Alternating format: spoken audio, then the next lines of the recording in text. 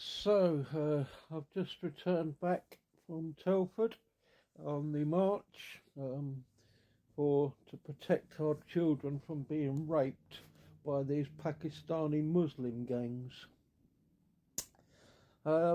Now, bear in mind that Tommy Robinson, the organiser, met with police before the march started to work out the suitable route that we were allowed to march and where we were allowed to go, and the car park that we were allowed to go to show the final film that he wanted to show in his series of Rape for Britain. And he clearly asked them not to allow any counter protesters to be anywhere near any of our areas. And he was assured that this would be so. There would be no counter protesters anywhere near any of our areas. So we started meeting up at the train station as planned, 1 o'clock. All went well. We walked to the police station. All went well. We came back from the police station. The police closed the roads off as they said they would. No problem. There was plenty of police there to do all of that. Close roads off, open roads, close more roads off, open roads. We then walked from the police station back to the car park, which, as I say, they'd allotted for us to have a screening of the film and a few people speaking. And when we arrived there, lo and behold, what was at the actual car park itself? Just the other side of a small fence, just on a small tiny footpath, 30 counter protesters, about 30, I say 30, it was about 30, it was around 30 to 40, mainly old women and mainly old men. And in between these counter protesters was two lines of police and more police up where they were. There was at least 100 police officers at the scene to keep obviously us apart from the counter protesters and vice versa. Now, obviously, I was very upset at this because I knew, as I say, that it already been pre-planned and that Tommy Robinson had been assured by the police that no counter-protesters was going to be there. So I naturally went up to the police to ask the police, first of all, why are these people here? What are they doing here? And why are you not moving them on? The police were more interested in keeping me away from the counter protesters than they were in answering my questions, which is quite obvious because they were very embarrassed by the questions and also very embarrassed by the answers. They did give me answers such as, "Oh, we couldn't stop them from coming, and we can't move them on, and they have every right to be there." This was the response from the police officer. They couldn't stop them, they couldn't move them on, and they had every right to be there. Now, as I said, bear in mind that this was pre-arranged with the police beforehand. It was pre-arranged that there would be no counter-protesters there at the scene beforehand. And the counter-protesters numbered about 30 to 40 people, mainly old women and old men, and the police could not prevent that from happening. Over 100 police, about 200, if not more than that, was there, and they could not prevent 30 counter-protesters walking down a thin path that's only 2 wide and coming across a car park. But they could have 100 policemen separating them from us. But they couldn't have those 100 policemen seal off the car park and seal off the little footpath that was like 3 foot wide. They couldn't do that. Now, also bear in mind that the counter-protesters were allowed to stay there with loud hailers, making a complete din and racket, which virtually nearly blocked out the film. They had to turn the film full volume up so we could hear it.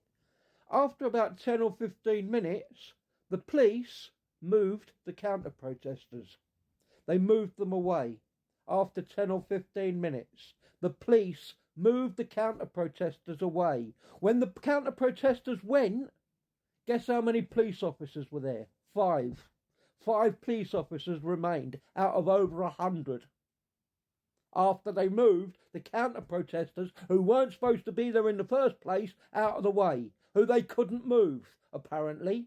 When I went and asked them, oh, we can't move them, no, we can't move them, no, we can't move them, they're Muslims. They have a right to be there. But 10, 15 minutes later, they moved them. Now, I don't care what you agree or what you don't agree religious-wise or race-wise or anything else.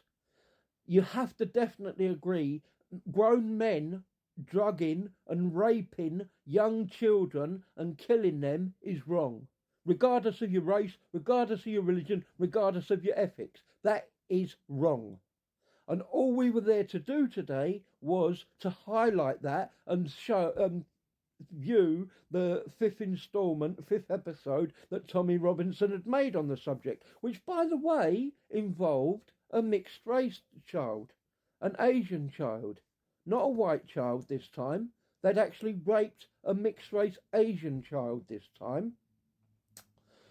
And as I say, bear in mind, it was all pre-planned with the police, and the police had already said, yes, we assure you there will be no counter-protesters there. And as I say, lo and behold, when we got there, there were counter-protesters there who were allowed to stay there for at least 10, 15 minutes, making a huge racket, calling out disgusting names and disgusting slurs, which were totally wrong.